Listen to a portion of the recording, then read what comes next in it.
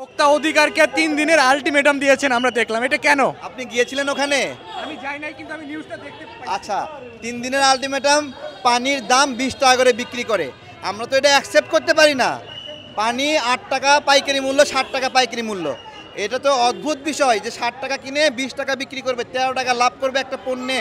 60 টাকা কিনে 13 টাকা, 200% 250% প্রফিট। ভাই, এটা কিভাবে এটা গ্রহণযোগ্য? এটা কোনোভাবে আমরা মানতে পারি না। এইসব বিবেচনা করে আমরা মনে করলাম তাদেরকে বলা দরকার।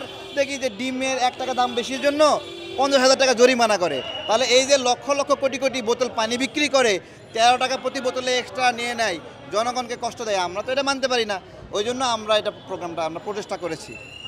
ভাই, আমরা একদিকে দেখছি যে সয়াবিন তেলের খুবই সংকট পাওয়া যাচ্ছে না, আবার সমুদ্রে দেখছি জাহাজ ঘোরাফেরা করছে, এটা কেন? বলছিলাম ভোক্তা অধিকার একটা অদ্ভুত একটা সংগঠন, যারা কখনোই সফল হয় না, কিন্তু তারা অনেক বাহবা পায়। সবাই বলে আপনারা এগিয়ে যান, আপনাদের মতো অফিসার অনেক দরকার এই দেশে।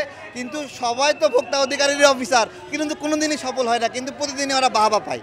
অদ্ভুত, আমার কাছে খুব মজা লাগে এই বিষয়টা। একটা কথা বলি শোনেন, এই তো। গত বছর সরিষার তেল লিটার প্রতি খরচ হয়েছিল 113 টাকা।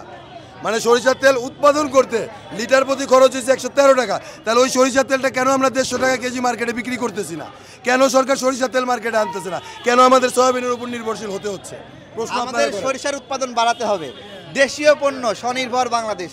রাইট, এবং সরিষা চাষিদেরকে বিনা সুদের ঋণের ব্যবস্থা করে দিতে হবে, ক্ষুদ্র ঋণ। এটা করতে পারলে সয়াবিন তেল আমাদের দরকারই নাই। সরিষার তেল শারীরিকভাবেও খুব কৃষকরা তো উপকারী। গরিব না, কৃষকরা অনেক ইনকাম করে। দেখেন, জমিতে একটা বীজ দেয় 1 টাকা দাম, একটু সার দেয় 2 টাকার, কিন্তু ফসলটা বিক্রি করে 20 টাকা।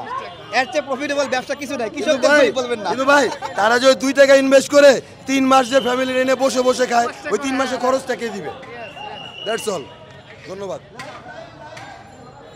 সুধীবৃন্দ, আপনারা দেখছেন আমজনতার যে ইফতার আয়োজন, গণভোজ, পুরো মাসব্যাপী আমজনতা দলের যে ইফতার আয়োজন, সেটি 6 বছর ধরে এই আমজনতার দল পরিচালনা করে আসছে। এটা সম্ভবত তারা পুরো মাসব্যাপী করে থাকেন, এবারও করবেন আল্লাহর রহমতে। আল্লাহর সহযোগিতা থাকলে, আল্লাহর দোয়া থাকলে অবশ্যই তারা পুরো মাসব্যাপী এই ইফতার আয়োজন করবেন। সুধীবৃন্দ, আপনারা দেখতেই পাচ্ছেন আমজনতা দলের পক্ষ থেকে তারেক ভাই, তিনি সামনে থেকে নেতৃত্ব দিচ্ছেন এবং সবার মধ্যে ইফতার এখানে ডিস্ট্রিবিউশন করছেন। সুধীবৃন্দ, খুবই সুশৃঙ্খলভাবে, খুবই সুন্দরভাবে এখানে পুরো লাইন ধরে সারি সারি লাইনের মাধ্যমে এখানে ইফতার প্রতিজনের কাছে দেওয়া হচ্ছে। সুধীবৃন্দ, আমজনতার এই ইফতার আয়োজনকে আপনারা কীভাবে দেখছেন মাসব্যাপী অবশ্যই কমেন্টে জানাবেন। ধন্যবাদ।